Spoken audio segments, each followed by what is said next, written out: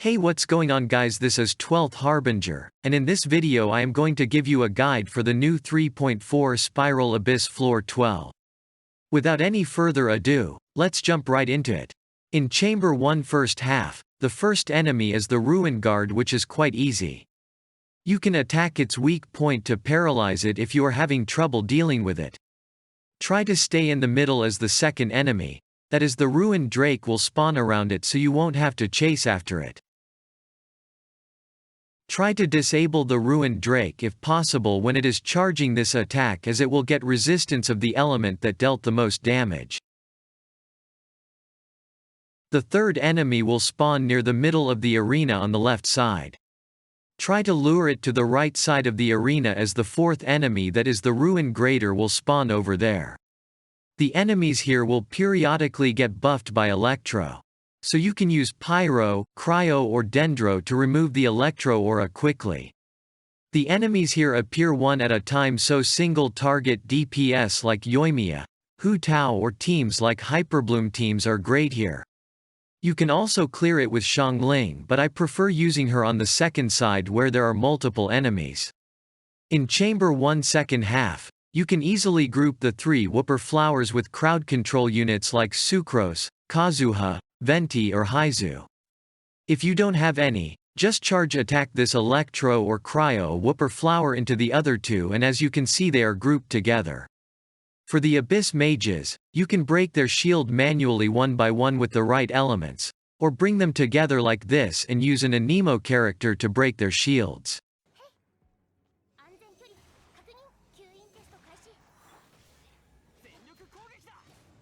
After clearing the Abyss Mages, if you don't have a crowd control unit, start attacking the Hydro Female Eremite and the other enemies will come towards you. After they are grouped together, you can easily defeat them.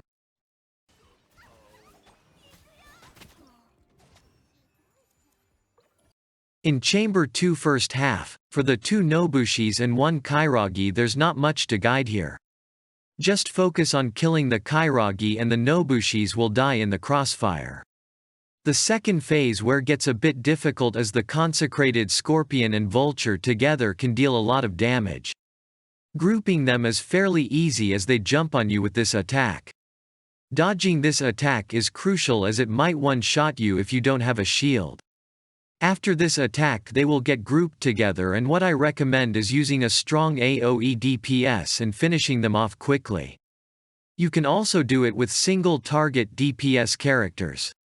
The enemies here keep interrupting you, so having a shielder like Zhongli will be very helpful. After a certain attack they will leave this crystal that you can charge with elemental attacks and paralyze them. These enemies have 50% freeze resistance, so this reduces the effectiveness of freeze reaction against them.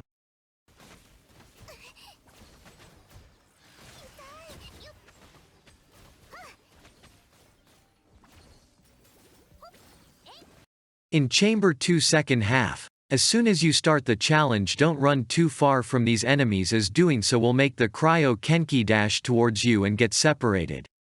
The Cryo Kenki will do this attack and summon the Cryo Field. Taking the initial hit can one-shot you, so make sure to dodge it.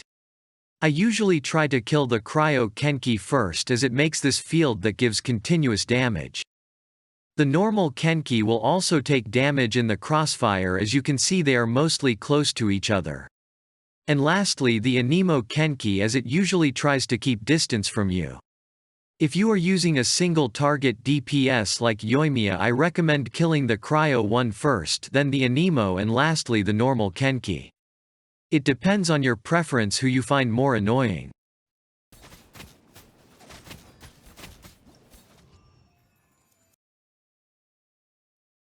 In Chamber 3 first half, few seconds after the battle starts, the boss will leave these parts and go invisible. You can easily paralyze it if you have Dendro and Electro character in your team by doing Aggravate reaction. The boss will immediately teleport a few meters forward in the direction that it is facing. After some time it will start to slowly move around and periodically stop near its parts. If you have trouble locating it, You can mark it with something to see where the boss is or try to locate it using Fischl's Oz or Yae Miko's turrets. If you don't have them, you need to break any one of the part and force it into recovery state, and hitting the parts using Electro in its recovery state will end the recovery state and paralyze the boss, or you can just wait till the recovery state ends and the boss will be visible again. The parts have 10% of the boss's max HP.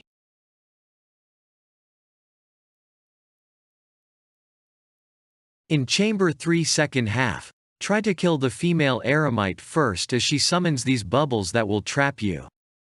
Try to position yourself toward the south side where the second wave will spawn.